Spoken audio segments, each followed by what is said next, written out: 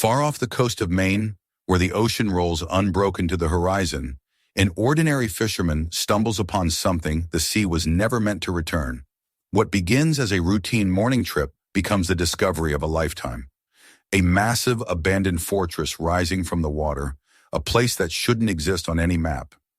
Inside its cold, silent corridors lies a secret untouched for centuries, a treasure hidden by hands long gone. But the sea does not reveal its mysteries without reason, nor does it give them away without a price. Jack Harper had lived his entire life by the water, and the water had given shape to every part of him, the lines on his face, the steadiness of his hands, and the quiet, inward tilt of a man who spoke more easily to the ocean than to other people. He had been born in a small coastal town in Maine, a place whose name rarely appeared on maps and never in travel brochures. The kind of place where fog rolled in every morning like a familiar visitor, and where the salt in the air found its way into everything, from the wood of the docks to the hearts of the people who lived there. Jack grew up around fishermen, mechanics, and shipbuilders, men who knew how to read a storm from a strip of sky and patch a torn net with their eyes half closed. He fit among them easily, even as a boy. By the time he was 10, he could tie half a dozen knots faster than most adults, and he knew the smell of diesel and seawater almost as well as he knew the smell of his own home. Life carved him slowly into the man he became, a quiet, capable fisherman in his late 40s. Alone but not lonely. A man who found peace in repetition and solace in the honest work of hauling lines, cleaning decks, fixing engines, and tending to whatever the sea placed in his hands. His home was a modest wooden house set a short walk from the harbor, weathered by time and winter storms. Inside, framed photos of boats and foggy shorelines lined the walls. A chipped coffee mug that had once belonged to his father stood next to the stove, and on a shelf above his small kitchen table lay a collection of nautical maps, some torn, some marked with circles and scribbled notes. Jack lived alone. His wife had passed years earlier, and his adult son had left for Massachusetts, chasing a life that didn't depend on tides or weather. Jack didn't blame him, but the absence left behind a quiet stretch in his days, one that the sea seemed to fill without effort. His boat, a compact, weather-beaten vessel about 25 feet long, was named Sea Ghost. He had bought it second-hand nearly a decade ago and rebuilt most of it himself. The paint had begun to peel again, and the motor sometimes coughed in protest on cold mornings, but Jack trusted the boat the way he trusted his own hands. He knew every sound it made, the slight rattle in the engine at low speed, the soft creak of the rails when he leaned over them, even the rhythmic slap of water against the hull when the tide was high. Sea Ghost was more than a boat. It was his companion, his partner in the long, silent hours on the water. On the morning that would change everything, Jack rose before dawn, as he always did. The sky outside his window was still dark, and the air carried that sharp, biting chill that came only in the early hours, before the sun had any say in the matter. He moved through the house with practiced motions, boiling water, grinding coffee, spooning it into a filter, and breathing in the rich, earthy smell as he waited for the pot to finish. He was not a man who lingered on thoughts of the past or worries about the future. The rhythm of his routine steadied him. It reassured him that some things, simple things, did not change. He drank his coffee while standing near the kitchen window, watching faint bands of gray forming along the horizon. Once finished, he packed the few essentials he always took with him: a thermos of leftover coffee, a half sandwich wrapped in wax paper, gloves, a folding knife, a flashlight with fresh batteries, and a waterproof jacket. He grabbed his keys, pulled on his boots, and stepped outside, where the familiar briny scent of the Atlantic swept over him like a greeting. The streets were empty, the houses dark, and only a scattering of porch lights trembled in the mist. At the harbor, he exchanged nods with the only other early riser, an older fisherman named Marlin, who was usually repairing nets by the time everyone else had woken up. Marlin raised a hand in greeting and asked how the fishing had been lately. Jack answered with a shrug and a small smile. They both knew the fish had been scarce that week. The currents had shifted, the water colder and less forgiving. It was part of the life they shared, the quiet battle between what they needed and what the sea was willing to give. By the time Jack untied Sea Ghost and pushed off the dock, Dawn was beginning to lighten the sky. A low fog still clung to the harbor, swirling around the pilings like pale smoke. Jack eased into the captain's seat, turned the key, and felt the engine shudder before settling into its familiar idle. He guided the boat out toward open water, the wake spreading behind him in slow, widening arcs. Once past the protective arms of the harbor, the ocean stretched out clean and open, its surface smooth as glass. Jack cut the radio after a few minutes. He had no interest in chatter, not at this hour, and let the quiet surround him. He enjoyed the solitude, the way the world narrowed to the boat beneath him, the horizon ahead, and the soft rumble of the motor. Out here, he felt a clarity he never found on land. No crowds, no expectations, no memories pressing against his ribs. Only the water and the slow roll of the morning sun. He traveled farther than usual, nudged by the desire to break the pattern of poor catches. The ocean wasn't dangerous that morning, just cold, still, and silent. And Jack felt no reason not to push out a few miles more. He checked his GPS periodically, making sure he stayed on familiar bearings. He wasn't reckless. He respected the sea too much for that. But the desire for a better haul, and perhaps something deeper, the quiet hope of stumbling upon something new, pulled him on. The fog thinned, the light brightened, and the water glimmered silver beneath the rising sun. Jack reduced the throttle and prepared to cut the engine, ready to cast his lines, when something caught the corner of his eye. A shape, a dark, solid shape on the horizon, sitting low and unmoving in the pale distance. He blinked, squinting as he leaned forward, trying to separate shadow from water. At first he assumed it was a large fishing trawler or perhaps a small cargo vessel positioned oddly against the light, but the silhouette was wrong. Too round, too squat, too heavy. It didn't ride the water like a ship. It rose from it, a dark band of stone or steel, almost unnatural in its stillness.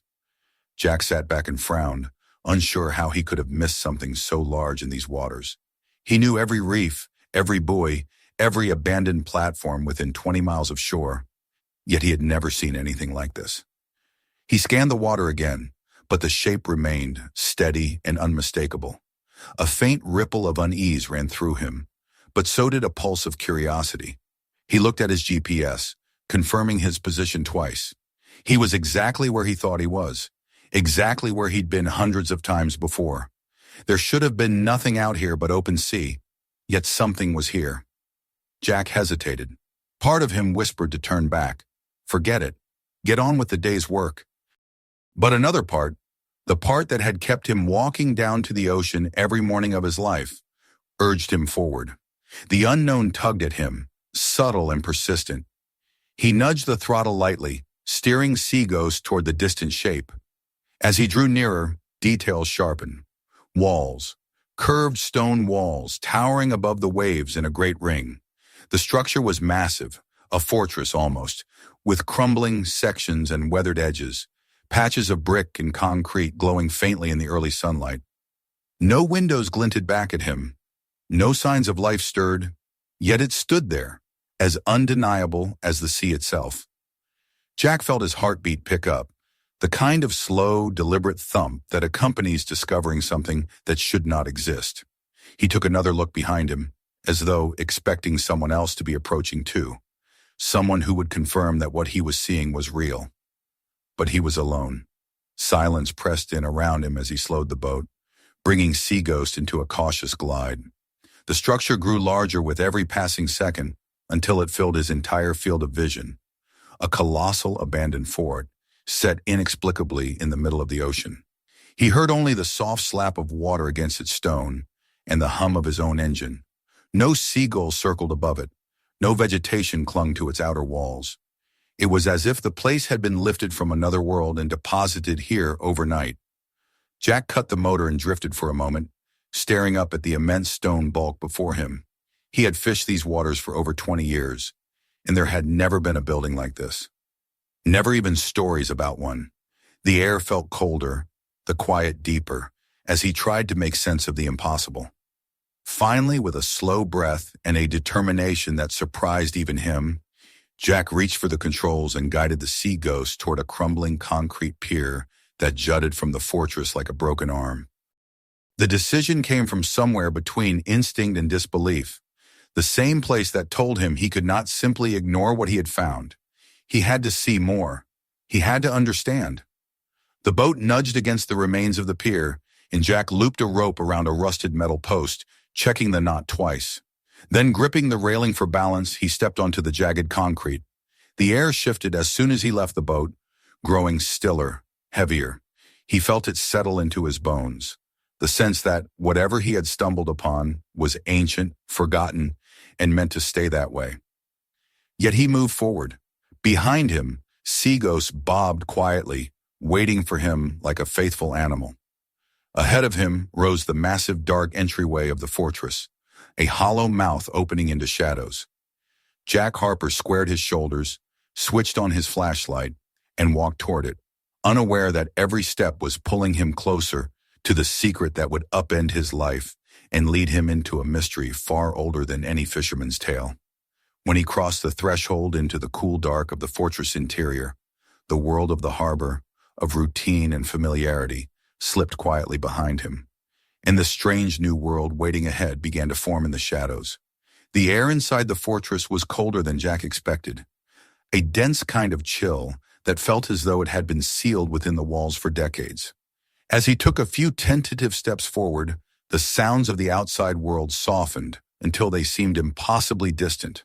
The gentle slap of the ocean against the stone, the muted creak of his boat, even the whisper of wind faded as though he had crossed into a different pocket of reality.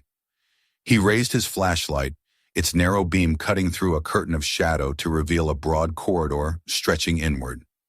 The floor beneath his boots was made of old, uneven concrete, cracked in places where roots or time had forced their way through.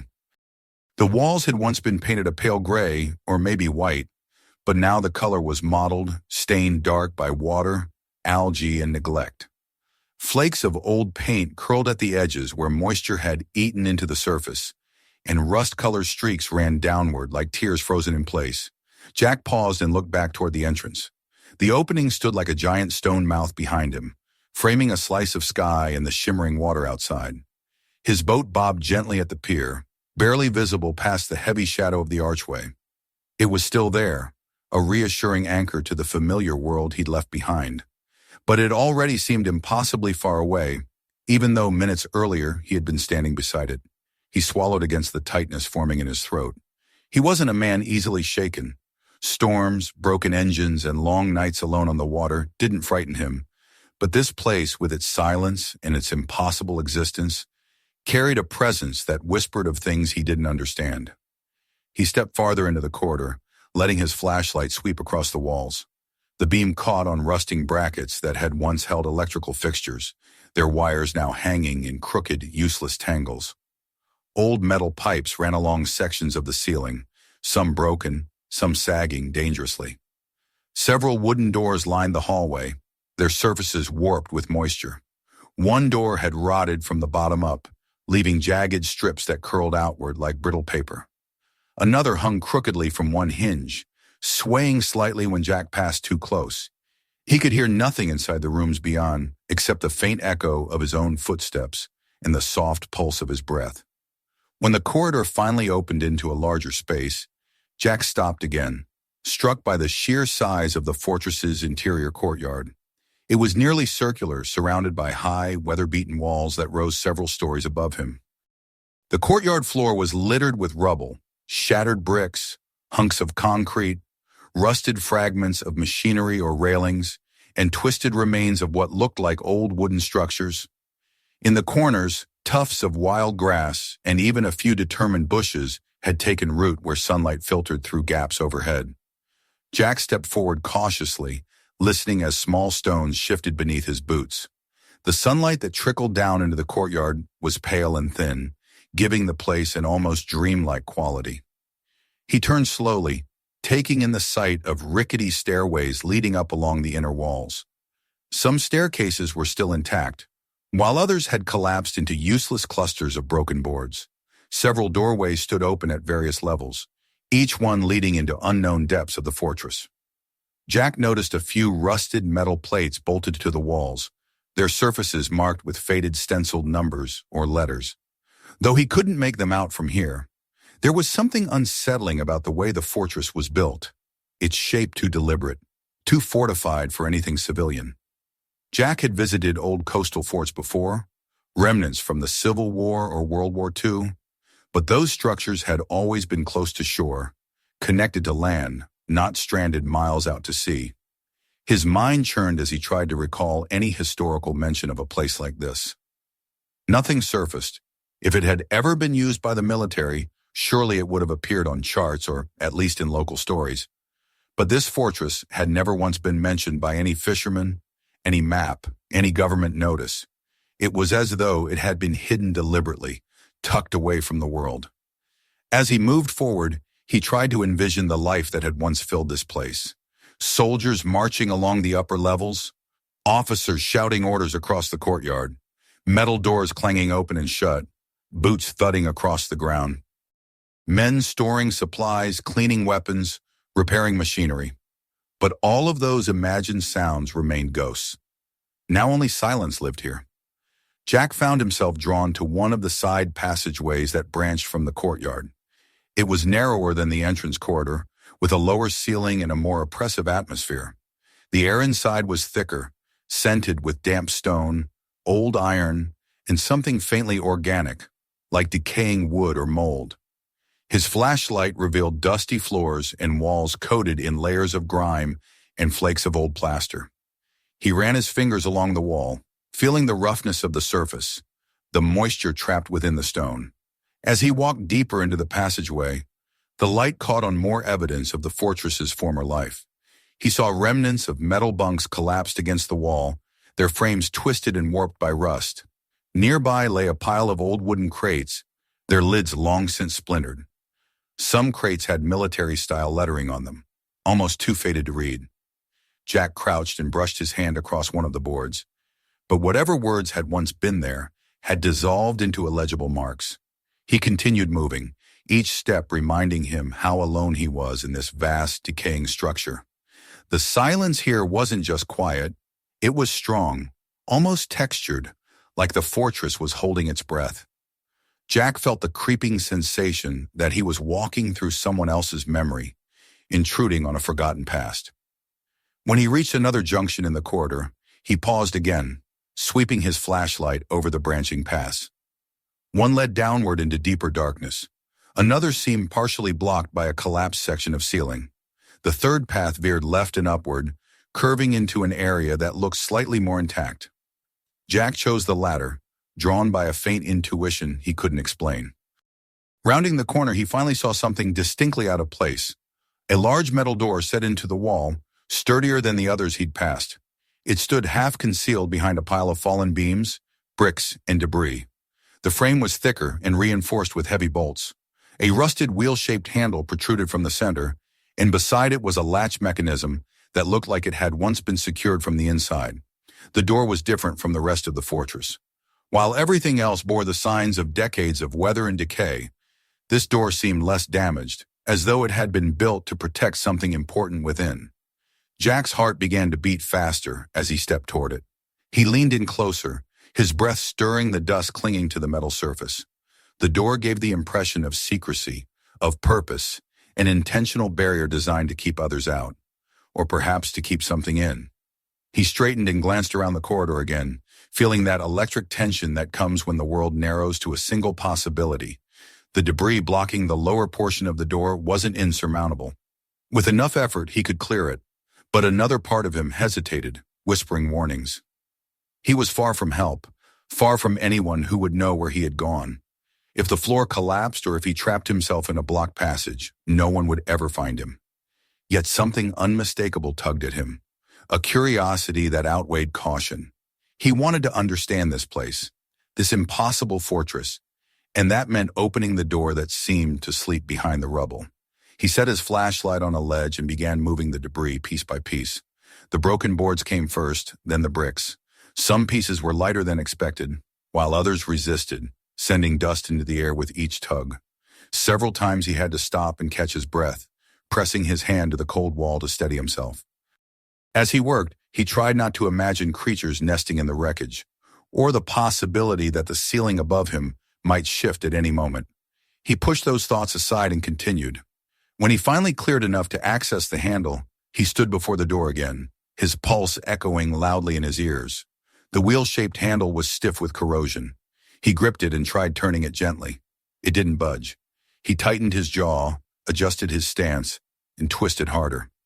A low groan vibrated through the metal, followed by a brief jolt beneath his hands. The sound traveled down the corridor, bouncing off the walls in hollow metallic echoes.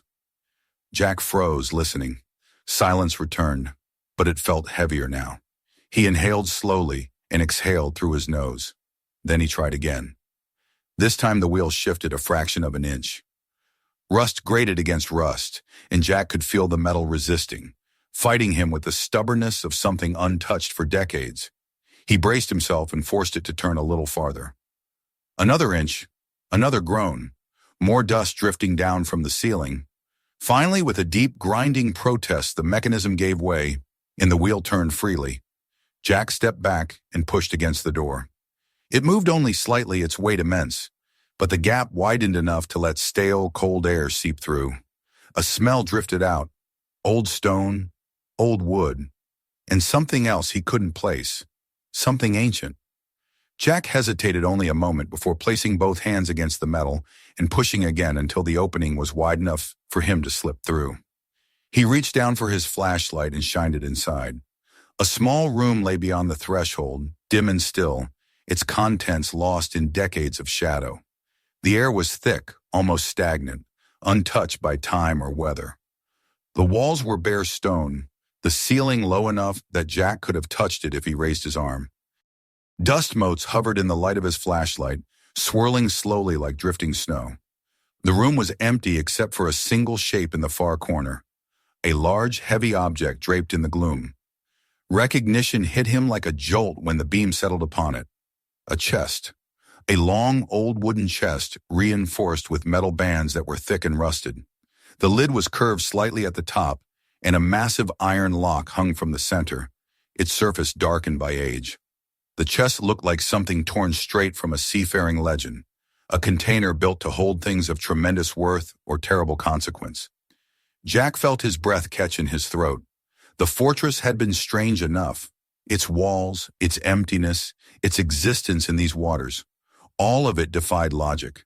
But this chest, was the first thing that gave the place meaning. It was as if the entire structure, the entire forgotten fortress, existed solely to protect this object. He stepped into the room, unable to stop himself, unable to turn back now that he had come this far. The heavy door behind him stood slightly ajar, its cold metal surface gleaming faintly in the beam of his flashlight. Jack's footsteps echoed quietly as he approached the chest, each step sending ripples of unease through him. Something in his gut tightened, a deep instinct warning him that he was trespassing on something older and bigger than himself. But curiosity, and perhaps a faint thread of destiny, pulled him closer. He crouched beside the chest, ran his fingers lightly across its surface. The wood was rough beneath his touch, its texture softened by time and dampness. He examined the lock, noting the corrosion around its edges. It would not take much force to break it. A few hard blows with something solid might loosen the mechanism enough for the lock to fall away. The room felt tighter around him now, as though the fortress itself were watching him. He straightened and aimed his flashlight at the walls again, studying them for any sign that this chamber had once been used for something else. But there was nothing. No markings, no shelving, no forgotten tools. The chest was the room's sole purpose. Jack felt the weight of the moment press on him. He had come farther into the fortress than he'd intended. He'd crossed lines he never expected to cross. But leaving now without opening the chest felt impossible. Its presence demanded an answer. He needed to know what was inside, even if part of him feared what he would find. He glanced once more at the door to reassure himself it hadn't shifted, then turned fully back to the chest. He lifted a piece of fallen metal, a badly bent bar of iron that might once have been part of a railing, and positioned it beneath the lock. He paused, steadied his breath, then swung the bar downward with careful force. The metal struck metal with a sharp clang that vibrated through his arm. Dust drifted down from the ceiling and walls. The lock held. Jack adjusted his grip and struck again, harder this time. On the third blow, he heard a crack, a sharp final sound, and the lock tumbled loose, clattering against the stone floor. For several seconds he did not move. His breath hovered in his chest. His heartbeat thudded too loudly in his ears. The fortress felt impossibly still around him, as if the entire structure had exhaled at the break of the lock.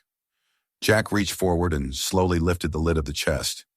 As the heavy wood creaked upward, the darkness inside shifted, revealing shapes and glints that made Jack's breath escape all at once. He blinked, leaned closer, and felt the full weight of what he saw settle over him like a wave.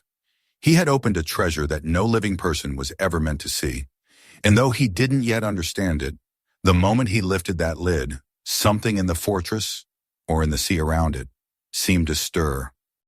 Whatever secrets the fortress held were no longer asleep, and Jack Harper was now bound to them, whether he wished it or not. For several long seconds, Jack couldn't breathe. The interior of the chest shimmered faintly in the tight beam of his flashlight, reflecting soft, uneven glints of gold and silver that danced across the stone walls. At first, his mind refused to interpret what he was seeing. The shapes seemed unreal, as if his eyes were playing tricks after so much time spent in darkness.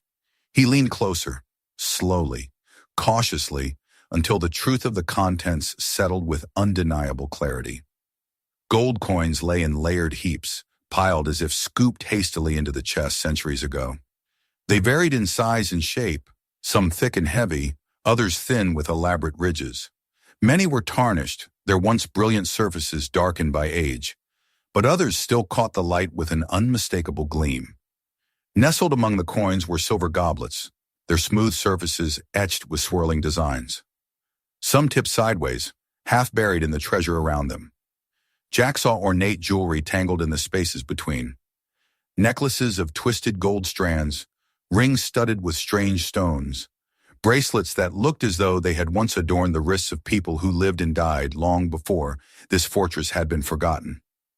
Jack's breath hitched. The sight struck him with a mixture of awe and disbelief. He felt his heartbeat climbing, tightening his chest with every beat. These weren't trinkets scraped from old shipwrecks or recreated museum pieces. Every object inside that chest radiated authenticity, age, and value beyond anything he had ever imagined. The air in the room felt warmer, thicker, as if the treasure itself exhaled history, a history heavy with weight and secrecy. For the first time since entering the fortress, Jack felt truly unsteady, his mind struggling to grasp the scale of what he had discovered. He reached out with a trembling hand, barely daring to touch one of the coins. The surface was cold, smoother than he expected, and the metal felt heavier than modern currency. He pinched it between his fingers and lifted it close to his face, examining the faint patterns carved around its edges. A worn emblem, almost rubbed away, hinted at a crest or symbol that must have belonged to a distant kingdom or long-lost fleet. He turned it over, running his thumb over the faded markings. The coin carried the distinct weight of something ancient, something that had traveled across oceans and through the hands of men whose stories would never be told. Jack placed the coin carefully back into the chest, feeling the first ripple of unease break through his awe. The room around him had grown too quiet, too still, as if holding its breath. His flashlight beam trembled slightly in his grip. He scanned the room again, not because he expected to see anyone there, he knew he was alone, but because the atmosphere felt different now. It felt charged, tense, like he had disturbed something that had been sleeping for a very long time. The idea of taking the chest, or even a handful of its contents, flashed across his mind. It was an instinctive human reaction, unavoidable. The sheer wealth before him was enough to change any life. He imagined what those coins might be worth, how museums or collectors might fight to acquire them, how families for generations would never have to worry about money again. But the thought lingered only briefly before his deeper instincts smothered it. The treasure didn't belong to him. It didn't belong to anyone living. It was a relic of another age, something meant to remain hidden. And he felt unmistakably that taking too much from this place would be a mistake, a fatal one perhaps. Jack's light drifted across the treasure again. this time catching on an object partly buried under the chain of an old necklace. He reached in and brushed aside a few coins until the object came into full view. A medallion, heavy, darkened, and engraved with a symbol he didn't recognize. Unlike many of the other items, which had tarnished with age, this medallion retained a strange, muted glow, as if the metal resisted decay. The emblem on its surface was intricate, almost geometric, with curling lines and sharp angles that intersected in a pattern that didn't resemble any crest he knew. The craftsmanship was unlike anything he'd ever seen. Not typical European, not colonial, not any style he recognized from old maritime artifacts. He lifted the medallion, feeling its weight settle in his palm. The metal was colder than the coins, almost icy, and the chain attached to it had a sturdiness that suggested it had been forged for more than ornamentation. Jack studied the emblem again, wondering whether it represented a specific group, a pirate crew perhaps, or whether it had been created by some forgotten artisan. His curiosity wrestled with a rising sense of unease. He slipped the medallion into his jacket pocket, not because he wanted to steal it, but because he needed something to prove to himself and to the world that he had truly found what he found. Nobody would believe him otherwise. A whole fortress rising from the sea, a treasure untouched for centuries. It sounded like madness, like the kind of tale drunken sailors repeated in bars until even they were tired of hearing it. A creaking sound broke the silence, pulling Jack from his thoughts. He stiffened, spinning toward the door. The heavy slab of steel had not moved, but something in the corridor beyond the room had shifted. A stone settling? Wood giving way? Maybe. But to Jack it sounded, unmistakably, like footsteps. Slow, deliberate, distant yet distinct.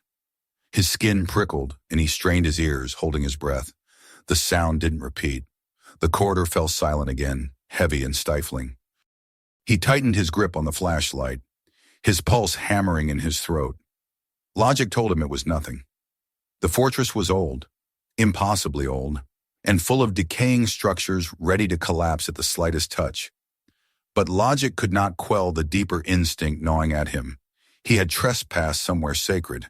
He had broken a seal that had been in place for decades, maybe centuries. The entire structure felt suddenly alive, as though the air itself vibrated with a warning. Jack took one last look at the open chest. The coins glimmered faintly under the shifting beam of his flashlight. He could have spent hours examining them, hours trying to understand their origins, trying to decipher the stories etched into their worn surfaces. But he couldn't stay here. The idea of lingering in this room now felt wrong, dangerous. A presence pressed against his senses, urging him to leave, urging him to respect whatever boundaries he had unknowingly crossed. He lowered the lid gently, letting it fall shut with a soft thud. Dust swirled upward as the weight settled. He didn't bother trying to reattach the broken lock. The door to the room would have to suffice. He backed toward the entrance, keeping his light trained on the chest until the doorframe bordered his vision. Only then did he turn, stepping again into the corridor. The air outside the room felt different, colder, as though the fortress itself had exhaled a long-held breath. Jack paused to push the heavy metal door back into its partially closed position. The hinges resisted, groaning in protest, but the door swung inward enough to obscure the room from view. He stepped back, wiped sweat from his brow, and steadied himself against the wall for a moment. His heart still raced, though he tried to force it into a calmer rhythm. He retraced his path down the corridor, moving slowly, sweeping the flashlight across every surface before stepping forward. The fortress seemed darker now, shadows pooling in corners where light had barely reached before.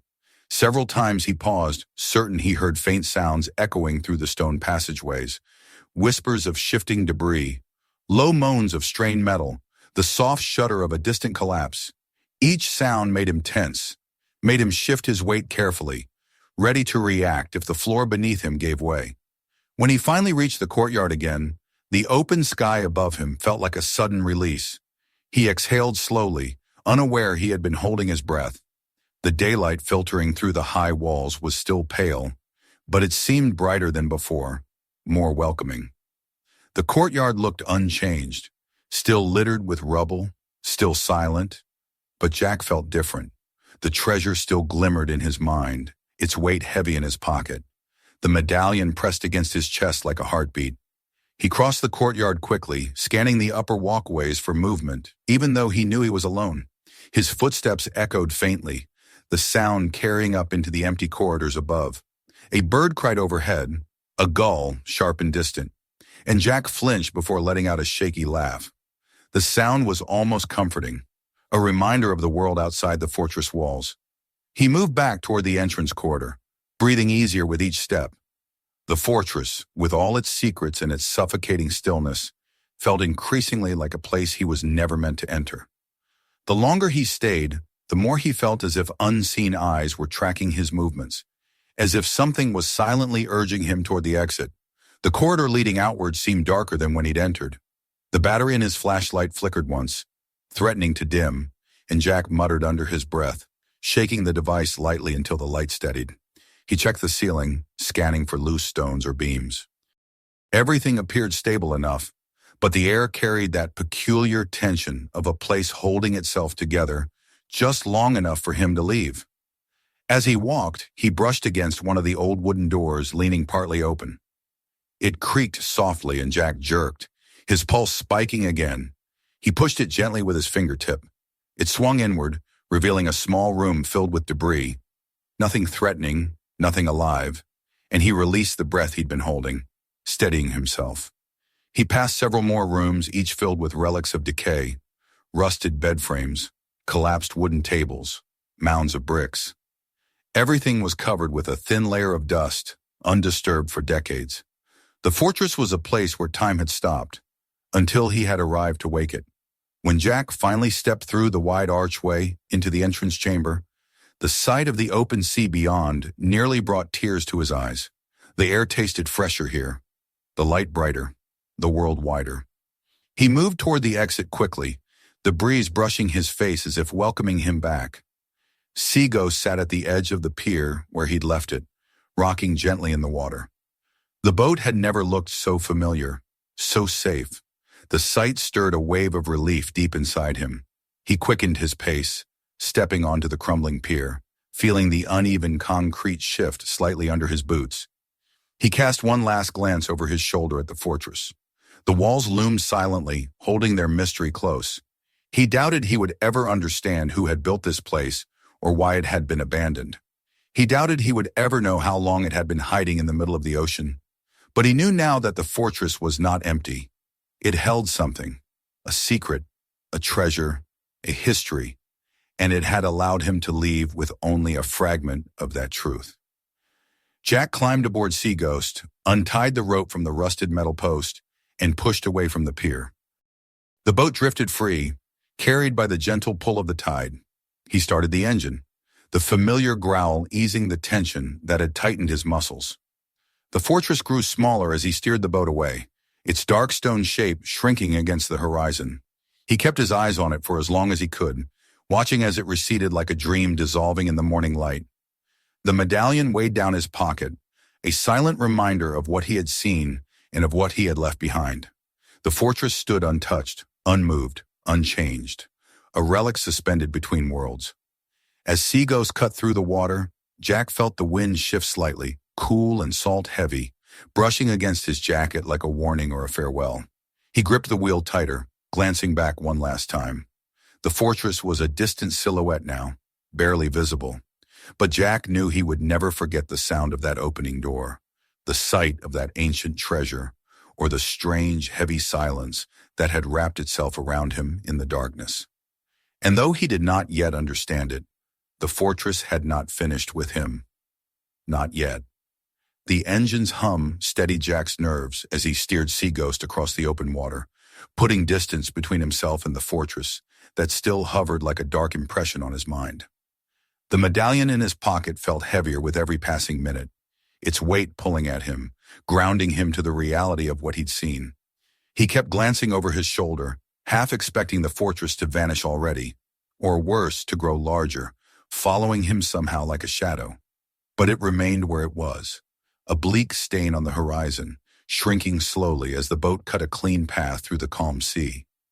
Each mile loosened the knot in Jack's chest, though not by much. The sunlight had strengthened by the time he neared the familiar outline of the harbor. The world seemed reassuringly normal again. Gulls circling overhead, fishermen hauling in traps near the breakwater, a couple of early morning joggers moving along the shoreline.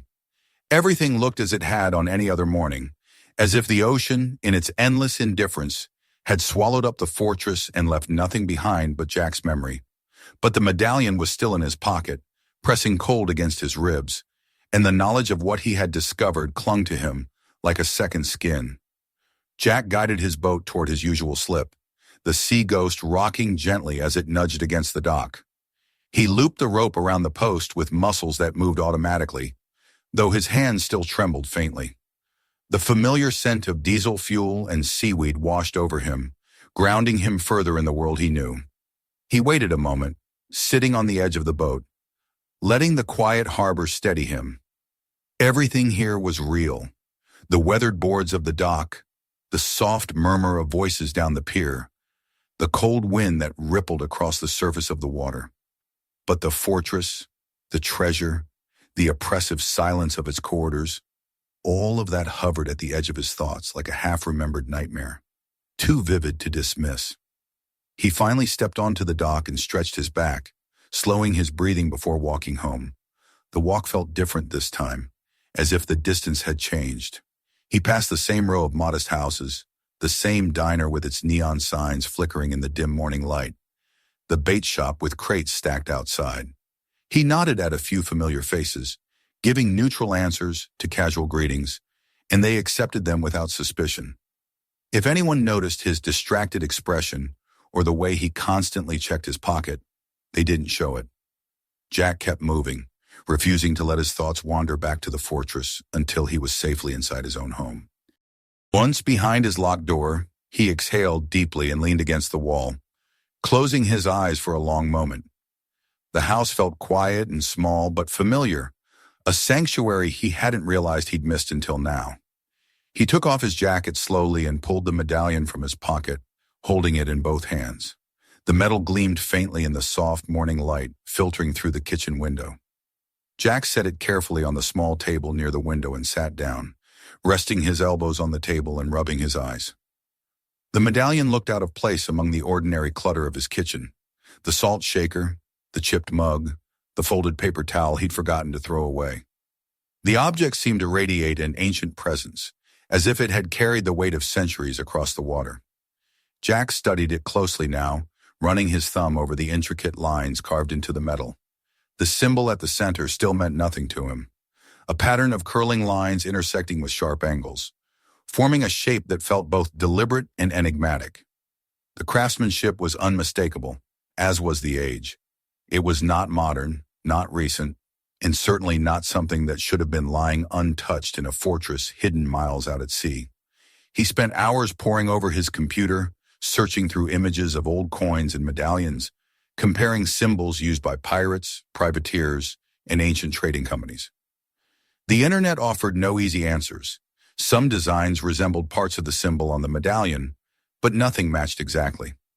Jack found himself falling deeper into the research, scrolling through articles about maritime history, lost fleets, and legendary pirate hordes. None of it provided clarity. Instead, each scrap of information only deepened his sense of uncertainty. By late afternoon, Jack knew he needed an expert's opinion. He wasn't a man who trusted easily, nor did he enjoy involving others in matters he didn't fully understand. But what he had found was too unusual, too valuable for him to make sense of alone. And whether or not he wanted it, the medallion connected him now to something far larger than himself. He needed someone who could interpret its markings, someone who could confirm its age and purpose beyond a doubt. There was a small maritime history center in a nearby town, a place Jack had visited only once many years ago. Its curator, Dr. Ellen Hayes, was known for her knowledge of local seafaring lore and maritime archaeology. She had written several articles in the regional newspaper about shipwrecks and colonial settlements, and Jack remembered her as warm but sharp-eyed, with a natural curiosity that bordered on relentless. She was the only person he could think of who might take his discovery seriously. The next morning, Jack drove to the History Center, the medallion tucked carefully into his jacket. The building sat near the waterfront, its weathered wooden siding and neatly trimmed hedges giving it a welcoming but scholarly appearance. Jack hesitated before stepping inside, the weight of his secret almost pressing him backward. But he pushed through the door, inhaling the faint scent of old books and varnished wood. Dr. Hayes emerged from a small office, adjusting her glasses as she recognized Jack. She greeted him warmly, asking about his fishing and the weather. Jack responded politely, though his voice carried the tension he couldn't quite hide. When she noticed his guarded expression, she offered him a seat at a table cluttered with books and maps. Jack took a moment before pulling the medallion from his pocket and placing it gently on the table. The reaction was immediate. Dr. Hayes leaned forward, her eyes widening slightly as she took in the object's details. Her fingers hovered over it before she carefully lifted it, examining every groove and surface. She turned it over, studying the back. Her brows knit with concentration, and the room seemed to grow quieter as she worked. Jack watched her closely, noting every shift in her expression. After several minutes, she finally looked up at him, her face a mix of fascination and hesitation. She asked where he had found it. Jack paused for a long moment, then offered a vague answer. He'd found it floating in a net, he said, tangled among seaweed and driftwood. It wasn't a complete lie, but far from the truth. Dr. Hayes studied him for another moment before nodding slowly. She didn't press, but her eyes held questions she wasn't ready to voice. She told him the medallion was old, very old, likely from the 17th or early 18th century. The symbol on it wasn't one she recognized immediately, but it resembled markings used by certain groups of privateers operating in the North Atlantic during that time. The craftsmanship, she explained, suggested it was forged by skilled hands, and its preservation was remarkable for something supposedly recovered from the ocean. When she asked if she could keep it temporarily for testing and photographing, Jack hesitated. A deep instinct urged him to hold on to it, though he couldn't explain why. After a moment's thought, he agreed, with conditions. He would leave the medallion only for a few days and would return soon to retrieve it. Dr. Hayes seemed satisfied with this compromise and assured him she would handle it with utmost care. As Jack drove home, his thoughts churned. The fortress replayed in his mind. The silent corridors, the heavy door, the ghostly stillness. He couldn't shake the feeling that he had awakened something when he broke the lock of that chest. Something ancient, something that did not belong in his world. The medallion's absence felt unnerving, as though he had handed over a part of himself. Several days passed with restless nights and uneasy mornings. Jack found himself staring out at the ocean, watching the waves break against the shore, feeling a pull he couldn't resist. The fortress haunted him, not in the sense of fear, but in the sense of unfinished business. He needed to see it again, needed to confirm it was real, needed to know that the world had not shifted beneath him in some irrevocable way. On the 5th day, he rose before dawn, packed minimal supplies, and set off in sea ghost toward the coordinates he had memorized. The morning was calm, the water rolling gently under a pale sky streaked with the earliest hints of sunlight. Jack kept his eyes on the GPS, though he scarcely needed it. The memory of the fortress's location had burned itself into his mind with perfect clarity. He traveled for nearly an hour, scanning the horizon with increasing tension. But when he reached the exact coordinates, there was nothing. No walls rising from the sea, no crumbling pier, no shadowy silhouette, only open water stretching into the distance. Jack cut the engine and let the boat drift, staring at the place where the fortress should have stood. His breath grew shallow. He double-checked the coordinates, then checked them again. He circled the area in widening loops. He slowed the boat and leaned forward, squinting at the undisturbed surface of the ocean. But the truth settled over him as the minutes stretched into an hour. The fortress was gone. He felt his throat tighten. The disappearance was impossible. Structures that massive didn't simply vanish. Even if the entire fortress had collapsed into the sea, some debris, some hint of its presence would remain. Floating rubble, a discoloration of the water, something. But there was nothing, not even a shimmer beneath the surface. It was as though the fortress had never existed at all. Jack stood motionless, gripping the railing as the sea shifted beneath him. A cold realization bloomed in his chest. The fortress was never meant to be found. It had appeared for reasons he could not comprehend, revealed itself only long enough for him to witness its secret, and then returned to whatever place it had come from. The ocean had swallowed it again, wiping away any trace of its existence. With slow, uncertain movements, Jack restarted the engine and steered Seaghost back toward the harbor. The water felt different now, heavier, older, as though holding countless stories in its depths. He felt smaller than he ever had before, a single man adrift in a world far more mysterious than he had understood. When he returned home that afternoon, the sun was sinking low behind the rooftops. Jack locked his door behind him, stood in the quiet kitchen, and felt a strange mixture of grief and awe. He retrieved the medallion from Dr. Hayes 2 days later, listening politely as she explained her early findings and asked more questions. Jack gave few answers, unwilling or unable to describe the truth. At home, he placed the medallion in a small wooden box and hid it carefully behind a loose panel in the hallway. Sometimes late at night, he would take it out, holding it in his hand and tracing its enigmatic symbol with his thumb. Each time he did, memories of the fortress rose vividly in his mind. The cold walls, the distant echo of imaginary footsteps, the air humming with history. Weeks passed. Jack continued to fish, continued to live his life, but something within him had irrevocably shifted. The world seemed deeper now, layered with hidden truths that few people ever glimpsed. The ocean no longer felt like a familiar companion. It felt like a vast keeper of secrets, some gentle, some indifferent, and some meant to remain buried. Jack walked the shoreline often, gazing out at the water. Some evenings he imagined he could see the faint outline of the fortress again, just beyond the horizon. Other nights he convinced himself it had been a fleeting anomaly, a strange trick of fate, one that would never be repeated, but he never forgot. And whenever he closed his hand around the medallion, feeling its weight and its impossible coldness, he knew with certainty that the fortress had been real. The treasure had been real. The silence, the chill, the sense of trespass, all of it had been real. The ocean had revealed one of its secrets to him, just once. And Jack Harper, standing on the edge of the waves, understood the unspoken rule at last. The sea gives only what it chooses, and when it chooses to take something back, the wisest thing a man can do is let it go. He lifted his gaze to the endless water stretching before him, the horizon blurring into the sky, and felt both humbled and grateful. A man forever changed by the mystery he had witnessed and forever sworn to keep it. For deep within the vast, unknowable ocean, the fortress waited once more in silence, its treasure sealed away, its secrets safe, until the sea decided again to show what should never be seen. If you enjoyed this video, don't forget to hit the subscribe button, leave a like, and share it with someone who'd appreciate it. And make sure to check out my other videos. More stories and adventures are waiting for you. See you in the next one.